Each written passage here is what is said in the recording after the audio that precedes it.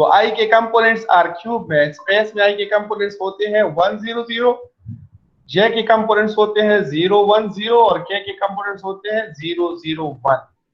तो आपने अगर standard matrix of the transformation find करना है, इस ट्रांसफॉर्मेशन के लिए अगर आपने स्टैंडर्ड मैट्रिक्स फाइंड करना है तो आप आई जे और के की इमेजेस फाइंड करो। आई के लिए इमेज वेक्टर, जे के लिए इमेज वेक्टर और के के लिए इमेज वेक्टर, ये आप फाइंड करो। वो जो इमेज वेक्टर होंगे वो स्टैंडर्ड मैट्रिक्स के कॉलम्स होंगे।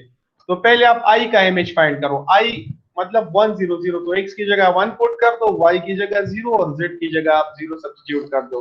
तो देखिए यहाँ पर 1 0 0, तो ये x 1 है y 0 है, 1 प्लस 0 y 0 है z 0 है, 0 माइनस 0 x 1 है और z 0 है, तो 1 प्लस 0। तो हमारे पास ये जो इमेज वेक्टर है ये आप आ जाएगा 1 0 1, and this is the first column of the standard matrix. फिर इसी तरह E2, ये यूनिट वेक्टर J के लिए है, ये E2, इसका इमेज फाइंड कर दो। L ऑफ 0 1 0, x की जगह आपने 0 पुट करना है, y की जगह आपने 1 पुट करना है और z की जगह आपने 0 पुट करना है। तो 0 प्लस 1 1 माइनस 0 और 0 प्लस 0, तो ये आ जाएगा 1 1 0, and this is the second column. फिर इस तरह E3 का इमेज फाइंड करो तो ये आपको थर्ड कॉलम मिल जाएगा, और यूं हमें A जो standard matrix of the transformation है वो मिल जाएगा, first column, second column, third column. ठीक है। फिर यहाँ पर देखिए, अगर आप इस एक्सरसाइज को चेक करें तो इन्होंने आपसे पूछा है कि which of the following are linear transformations.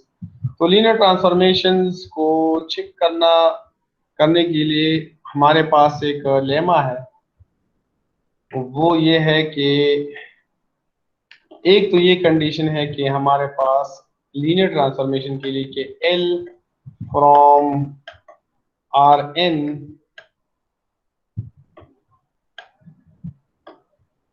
ये बस मैं लिखने की इसकी बजाय ये मैं यहाँ पर एक्सप्लेन कर देता हूँ। लीनियर ट्रांसफॉर्मेशन क्या होता है कि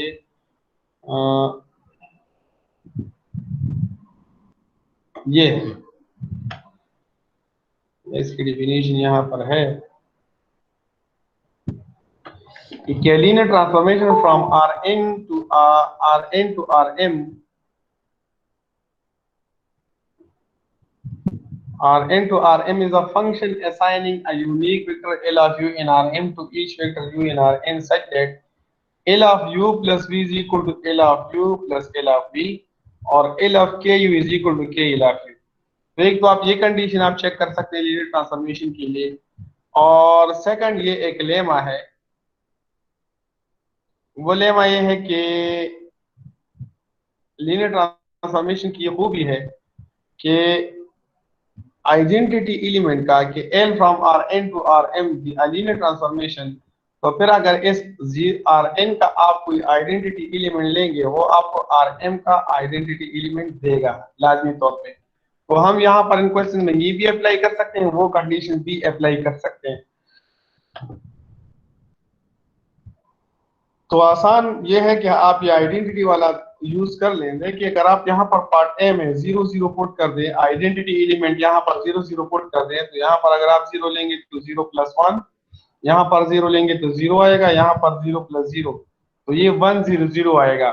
इसका मतलब ये है कि इनपुट में आपने 0 दिया है एलिमेंट, और आउटपुट में आपको 1 0 0 मिल रहा है which is not equal to 0। तो ये जो ट्रांसफॉर्मेशन है ये लीनियर नहीं है, ये लीनियर ट्रांसफॉर्मेशन नहीं है। सिमिलरली यहाँ पर अगर आप 0 0 0 देंगे तो यहाँ पर भी आपको 0 प्लस 0 0 और 0 माइनस 0 मिलेगा। तो ये जो बी वाला है ना, ये लीनियर ट्रांसफॉर्मेशन है, लेकिन बी वाला इस तरह डिफाइंड है, L of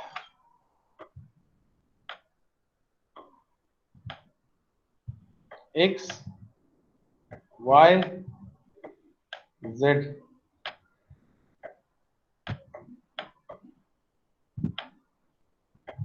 x plus y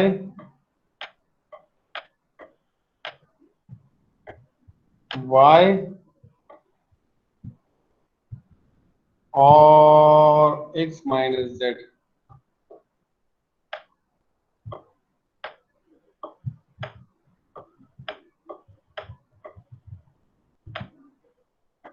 तो अब इस तरह करें कि यहाँ पर जीरोस पुट कर दें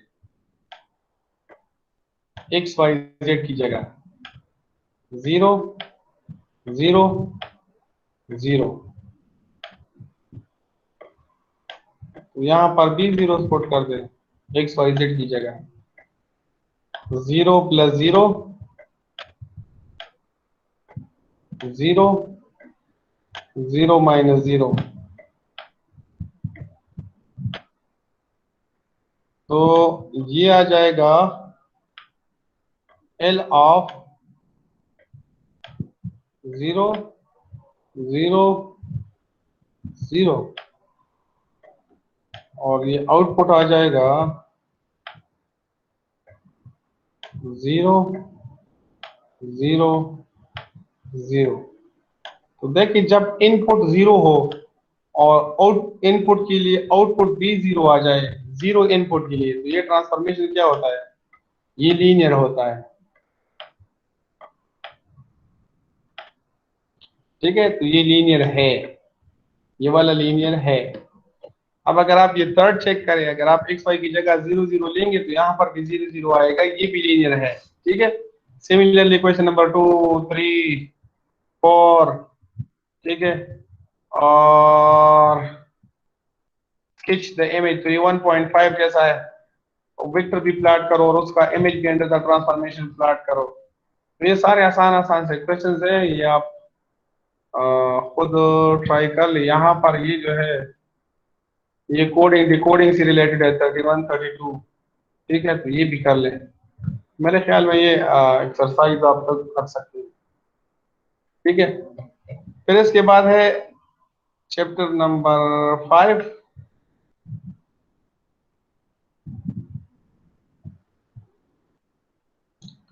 चैप्टर नंबर 5 है applications of vectors in R square and R cube. यहाँ पर हम वेक्टर से रिलेटेड उनकी जो ऑपरेशंस है, वेक्टर ऑपरेशंस है, जो प्रॉपर्टीज है, हम वो पढ़ेंगे। तो शुरू में आर क्यूब और आर स्क्वायर में वेक्टर्स हमने लेने हैं और उनकी एप्लीकेशंस, ऑपरेशन वगैरह वो सारे हमने पढ़ने हैं। तो सबसे पहले तो है cross product of two vectors. Definition में इन्होंने दिया है कि अगर हमारे पास दो वेक्टर्स है u which is defined as u1i plus u2j plus u3k, और v ये दूसरा वेक्टर है v1i plus v2j plus v3k, these are two vectors, then their cross product is the vector u cross v defined by u cross v is equal to this, या ये u cross v ये cross product आप यूं भी find कर सकते हैं with the help of the determinant. ठीक है, इस डिटर्मिनेंट की मदद से अगर आप u क्रॉस v फाइंड करना चाहते हैं तो आप फर्स्ट रो में i j k लिख दें, सेकंड रो में आप इस फर्स्ट वेक्टर की कंपोनेंट्स लिखो, और थर्ड रो में आप इस सेकंड वेक्टर की कंपोनेंट्स लिखो, और इस डिटर्मिनेंट को आप एक्सपेंड कर दो तो आपको इन दो वेक्टर्स का क्रॉस प्रोडक्ट मिल जाएगा। एग्जाम्पल के तौर पे इन्होंने यहाँ पर दो वेक्टर्स दिए हैं 2i plus j plus 2k, v लिया है 3i minus j minus 3k, और इन दोनों का क्रॉस प्रोडक्ट लिया है जो ये वेक्टर आया है। फिर इसके बाद वेक्टर्स की जो क्रॉस प्रोडक्ट है इसकी कुछ प्रॉपर्टीज डिस्कस की है। तो फर्स्ट प्रॉपर्टी ये है कि the vector product is not commutative, मतलब u क्रॉस v जो है ना, ये v क्रॉस u के बराबर नहीं है। डॉट प्रोडक्ट कम्यूटेटिव है। कम्यूटेटिव प्रॉपर्टी क्या होती है कि a डॉट b ये b डॉट a के बराबर आ जाए, ये सिंपल मल्टीप्लिकेशन हो या वेक्टर मल्टीप्लिकेशन हो, वो डॉट प्रोडक्ट हो, स्केलर मल्टीप्लिकेशन स्केलर प्रोडक्ट, तो या a plus b is equal to b plus a, तो ये एलिमेंट्स कम्यूट करते हैं। मतलब अगर आप दो एलिमेंट्स पर, दो एंट्रीज पर अगर आप कोई ऑपरेशन अप्लाई कर रहे हैं, उन एलिमेंट्स की अगर आप पोजीशन चेंज कर दें और फिर भी आपके पास रिजल्ट्स में कोई चेंज ना आए, तो हम इसका मतलब है कि they satisfy the commutative property, they are commuting. तो vector product is not commutative, u cross v minus v cross u के बराबर होगा। फिर ये है कि ये vector product over addition this is associative u cross v plus w, u cross v plus u cross w के बराबर होगा। ये लेफ्ट डिस्ट्रीब्यूटिव प्रॉपर्टी है, सॉरी डिस्ट्रीब्यूटिव प्रॉपर्टी है, और ये राइट डिस्ट्रीब्यूटिव प्रॉपर्टी है कि u plus v cross w, ये u cross w plus v cross w के बराबर होगा। फिर ये डी प्रॉपर्टी जो है ना कि u क्रॉस v, u भी एक वेक्टर है, v भी एक वेक्टर है, तो u क्रॉस v भी हमारे पास एक वेक्टर आ जाता है और ये c इसका स्केलर मल्टीपल है। तो this result is the same. अगर आप पहले से इन दोनों वेक्टर्स में किसी एक का स्केलर मल्टीपल लें cu और इसका v के साथ क्रॉस प्रोडक्ट ले या cv ले, इसका u के साथ क्रॉस प्रोडक्ट ले, तो ये सारे सेम आए। ई प्रॉपर्टी ये है कि किसी भी वेक्टर का अपने साथ क्रॉस प्रोडक्ट वो जीरो के बराबर आएगा, या किसी भी वेक्टर का जीरो के साथ क्रॉस प्रोडक्ट वो भी जीरो होगा।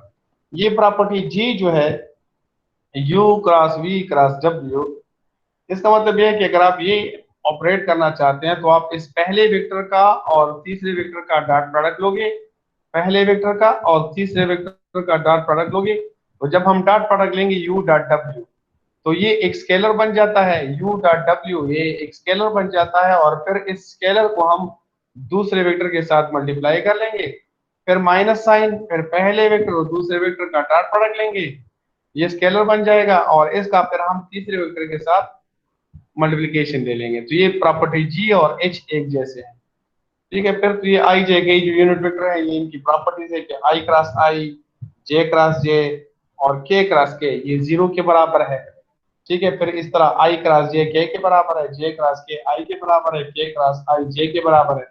और अगर आप इस ऑर्डर को रिवर्स करेंगे, इस मल्टीप्लिकेशन के ऑर्डर को, तो चूंकि ये कम्यूटेटिव नहीं है, फिर आई क्रॉस जे अगर के है तो जे क्रॉस के आई माइनस के होगा, जे क्रॉस के आई है तो के क्रॉस जे माइनस आई होगा। तो ये प्रॉपर्टीज है इन वेक्टर्स की, ठीक है। फिर एक प्रॉपर्टी ये है कि अगर आप ये लें कि u cross v dot w, तो ये कहते हैं कि इन दो ऑपरेशंस को हम इंटरचेंज कर सकते हैं, u cross v dot w, और फिर इन प्रोडक्ट पर कोई फर्क नहीं पड़ेगा। देखिए आप इसको लिख सकते हैं u dot w cross v, इन दो ऑपरेशंस को चेंज कर दें, एंड दिस इसको हम कहते हैं स्केलर ट्रिपल प्रोडक्ट, और ये हम इवैल्यूएट कर सकते हैं with the help of this determinant. u cross v dot w है तो u के कंपोनेंट्स फर्स्ट रो में लिखो, v के कंपोनेंट्स सेकंड रो में लिखो, और w के कंपोनेंट्स थर्ड रो में लिखो। ये है स्केलर ट्रिपल प्रोडक्ट, और ये आप इवैल्यूएट कर सकते हैं with the help of this determinant.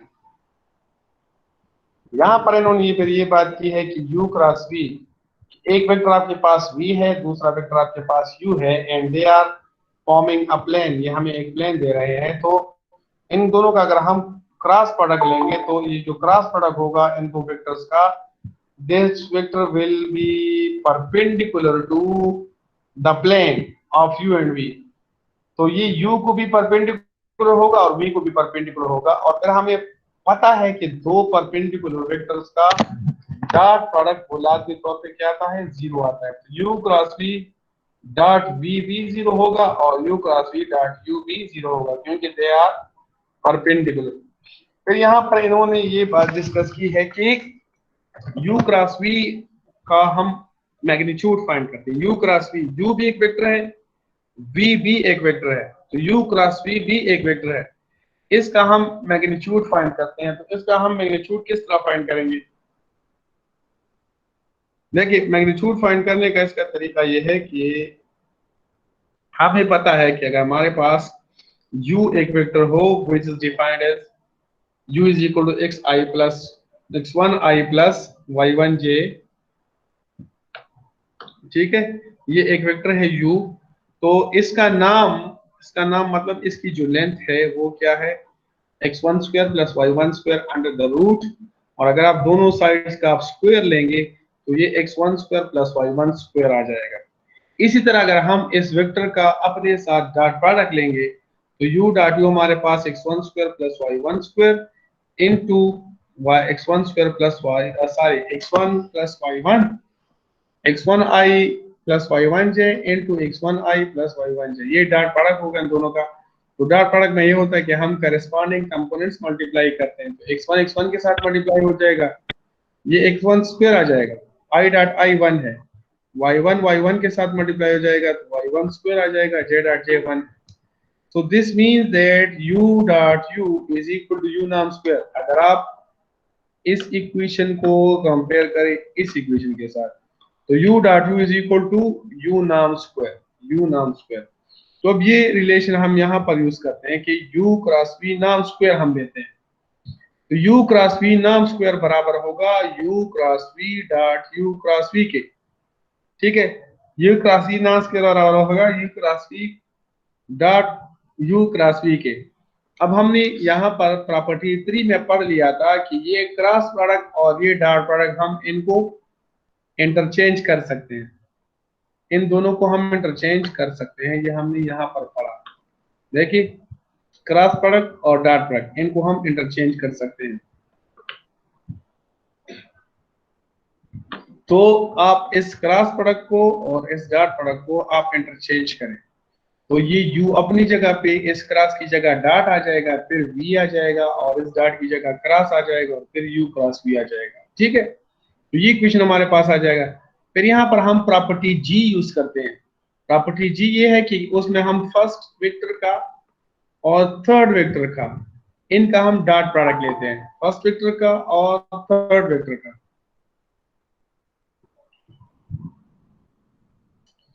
तो फर्स्ट और थर्ड वेक्टर का डॉट प्रोडक्ट लो तो u v डॉट v ये एक स्केलर बन जाएगा, उस स्केलर को सेकंड वेक्टर के साथ मल्टीप्लाई करो, फिर माइनस साइन, फिर फर्स्ट वेक्टर और सेकंड वेक्टर का डॉट प्रोडक्ट लो, ये एक स्केलर बन जाएगा और उस स्केलर को फिर थर्ड वेक्टर के साथ मल्टीप्लाई करो।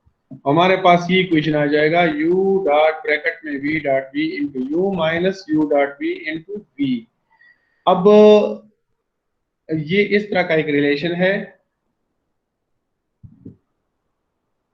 ये किस तरह का रिलेशन है कि u into alpha v plus beta w, u v w are vectors, तो इसको हम u लिखेंगे u dot alpha v plus u dot beta w, फिर अल्फा को हम बाहर लिखेंगे तो ये आएगा u डॉट v और बीटा को हम बाहर लिखेंगे तो ये आएगा u डॉट w। ठीक है, ये इस तरह की इक्वेशन है। तो देखिए ये u डॉट u आ जाएगा और ये वो अल्फा है v डॉट v, इसको बाहर लिख दें, फिर minus sign u dot v आ जाएगा और इस u डॉट v को बाहर लिख दें। अब हमें पता है कि u डॉट u जो है u नाम स्क्वायर के बराबर है और v डॉट v ये v नाम स्क्वायर के बराबर है और u डॉट v ये u dot v whole square के बराबर है। u डॉट v ये जो है ये असल में dot product of two vectors है। तो u डॉट v डिफाइंड होता है इस तरह की u dot v a dot v हमारे पास डिफाइंड होता है a magnitude b magnitude cos theta, तो u डॉट v डिफाइंड होगा इस तरह u magnitude b magnitude cos theta. ये वैल्यू आप यहाँ पर सब्स्टिट्यूट कर दे तो ये जो इक्वेशन है ये बन जाएगा u नाम स्क्वायर v नाम स्क्वायर और इसकी जगह आ जाएगा माइनस u नाम स्क्वायर v नाम स्क्वायर cos स्क्वायर थीटा।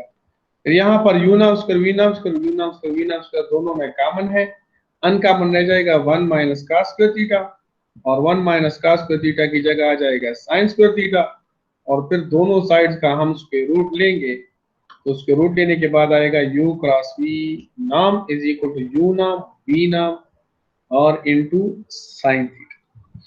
फिर इसके बाद ये डिस्कस करते हैं कि how to find the area of a triangular region. ये हमारे पास एक ट्राइंगुलर रीजन है और इसका हम एरिया फाइंड करना चाहते हैं। इस ट्राइंगुलर रीजन के एक साइड को हम रिप्रेजेंट करते हैं बाय अ वेक्टर u और दूसरी साइड को हम रिप्रेजेंट करते हैं by a vector v and this h is the altitude of the triangle. तो यहाँ पर आप देखें, अगर आप यहाँ पर देख लें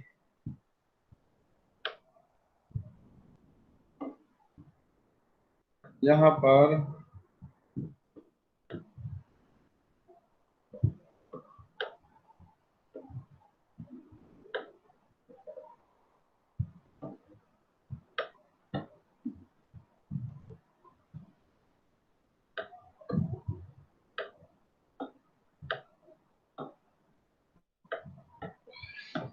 यहाँ पर अगर आप देखिए ये ट्राइंगल है कि इसका एक साइड है ये, this is represented by vector u, और इस साइड की लेंथ जो है ना ये u नाम के बराबर है।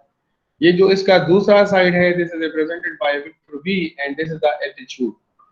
अब अगर आप इस वेक्टर v को हॉरिजॉन्टल और वर्टिकल कंपोनेंट्स में रिजॉल्व करें तो इसका जो वर्टिकल कंपोनेंट होगा ये वाला, ये वर्टिकल कंपोनेंट बराबर होगा v मैग्नीट्यूड साइन थीटा के। सही है ना कि किसी भी वेक्टर का वर्टिकल कंपोनेंट क्या होता है, v मैग्नीट्यूड साइन थीटा। इसका हॉरिजॉन्टल कंपोनेंट होगा v मैग्नीट्यूड cos थीटा और वर्टिकल कंपोनेंट्स का होगा v मैग्नीट्यूड साइन थीटा। तो अब ये एक ट्रायंगल है जिसका एल्टीट्यूड जो है वो बराबर है v मैग्नीट्यूड साइन थीटा के, और जिसका बेस बराबर है u नॉर्म के। बेस की लेंथ क्या है, u नॉर्म है। तो फिर हमें पता है कि किसी भी ट्राइंगल का जो एरिया होता है वो बराबर होता है 1/2 बेस इंटू हाइट। 1/2 बेस बराबर है u नॉर्म की, और हाइट बराबर है, हाइट एल्टीट्यूड वो बराबर है v norm into sine theta के। अब u norm v norm into sine theta, ये हमें पता है कि u क्रॉस v नॉर्म के बराबर है, so divided by 2। So this is the area of triangular reason.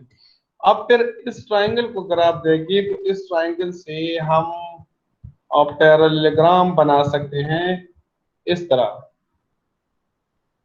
ठीक है, ये हमारे पास एक पैरेललोग्राम बन गया, और ये parallelogram, the area of this parallelogram is double the area of the triangle। ये इस ट्रायंगल की 2 टाइम्स के बराबर है।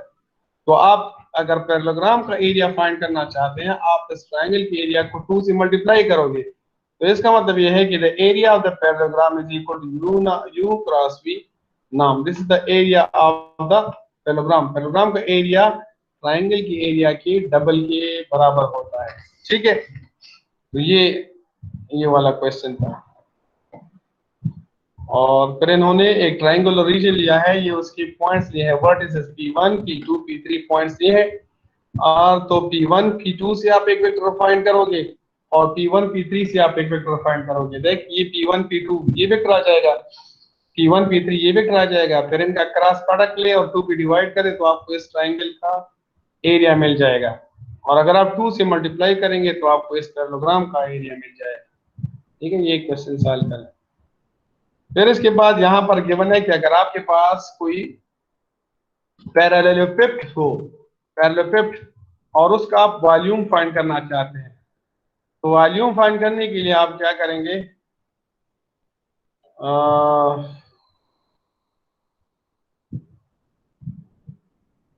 पहले आप पैरेललोपिड बनाओगे।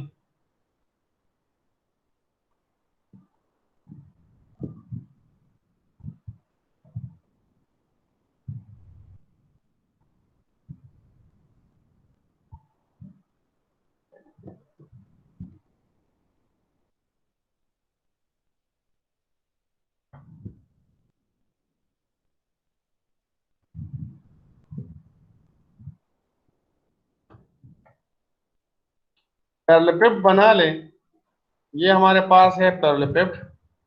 ठीक है, और इसकी इस एज को हम डिनोट करते हैं बी से। ये जो एज है ये वी हो गया, ये जो एज है ये डब्ल्यू हो गया, और ये एज यू हो गया। ठीक है, तो अब वॉल्यूम का फार्मूला क्या होता है, वॉल्यूम हमारे पास बराबर होता है length into weight into height. तो लेंथ इंटू वेट असल में ये पैरेललोपिड है। पैरेललोपिड क्या होता है, जिसकी 6 फेसेस होते हैं, 1 2 3 4 5 6, और 6 के 6 पैरेललोग्राम्स होते हैं। तो अगर आपने किसी पैरेललोपिड का वॉल्यूम फाइंड करना है, आपने इसके एक फेस का एरिया फाइंड करना है। तो हम ये वाला फेस कंसिडर कर लेते हैं, इसका एरिया हमारे पास होगा, इसका एरिया हमारे पास होगा v क्रॉस w नाम, वही क्रॉस w नाम। ठीक है, तो ये वेक्टर v है, ये w है, ये v क्रॉस w होगा, यहाँ पर ये एंगल बनाएगा थीटा, ये v cross w, it will be perpendicular to v as well as w। ठीक है, और ये है u। ये वेक्टर u है। अब अगर आपने इसका एरिया फाइंड कर लिया तो आप हाइट फाइंड करोगे, तो हाइट होगी the perpendicular distance between the two sides, इसके दरमियान परपेंडिकुलर डिस्टेंस है कि ये तो लॉन्गेस्ट साइड है ना, ये लॉन्गेस्ट है, तो द परपेंडिकुलर डिस्टेंस यहां से यहां तक आप परपेंडिकुलर डिस्टेंस फाइंड करोगे। ठीक है, ये वेक्टर u है, यहां पर है थीटा। ठीक है, अगर आप इस वेक्टर u को दो कंपोनेंट्स में आप निकाल करें, एक इसका है हॉरिजॉन्टल कंपोनेंट और एक इसका है वर्टिकल कंपोनेंट, तो इस वेक्टर u का हॉरिजॉन्टल कंपोनेंट जो है ना ये बराबर होगा d के, एंड d बराबर है u नाम cos थीटा के, u नाम cos theta. So this is the height of this parallelepiped, ये इसका हाइट है और ये इसका एरिया है v क्रॉस w नाम। तो आप वॉल्यूम फाइंड करने के लिए, वॉल्यूम अगर आप फाइंड करना चाहते हैं तो आप क्या करोगे, एरिया को हाइट के साथ मल्टीप्लाई करोगे। एरिया है v क्रॉस w नाम और हाइट है u नाम cos थीटा, तो ये असल में है a मैग्नीट्यूड, ये है b मैग्नीट्यूड और cos थीटा, तो इसका मतलब कि this is actually equal to a dot b। तो a है v क्रॉस w और b है u। तो अगर आपने किसी पैराग्राफ का वॉल्यूम फाइंड करना है और उसकी तीन साइड्स वो गिवन हो, वो एजेस गिवन हो, if they are represented by three vectors, तो सिंपली आप उन तीन वेक्टर्स का स्केलर ट्रिपल प्रोडक्ट फाइंड कर लो।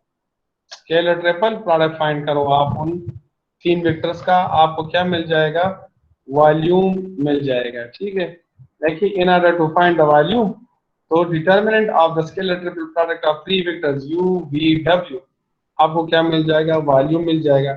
लाइक यहाँ पर तीन वेक्टर्स गिवन है, u भी गिवन है, v भी गिवन है और w भी, और कहा गया है कि find the volume of this parallelepiped. तो सिंपल सी बात है कि आप डिटर्मिनेंट फाइंड करो u dot v cross w, आपको वॉल्यूम मिल जाएगा। और फिर ये एक्सरसाइज है, एक्सरसाइज आप लोगों का अपना काम है वो खुद कर लें, इसमें इतना कोई खास मुश्किल काम है नहीं। क्रॉस प्रोडक्ट फाइंड करना है, ट्राइंगल का एरिया फाइंड करना है, पैरेललोग्राम का एरिया फाइंड करना है और पैरेललोपेप्ड का वॉल्यूम फाइंड करना है। सही है, अगर इनमें से कोई क्वेश्चन हो तो आप पूछ सकते हैं।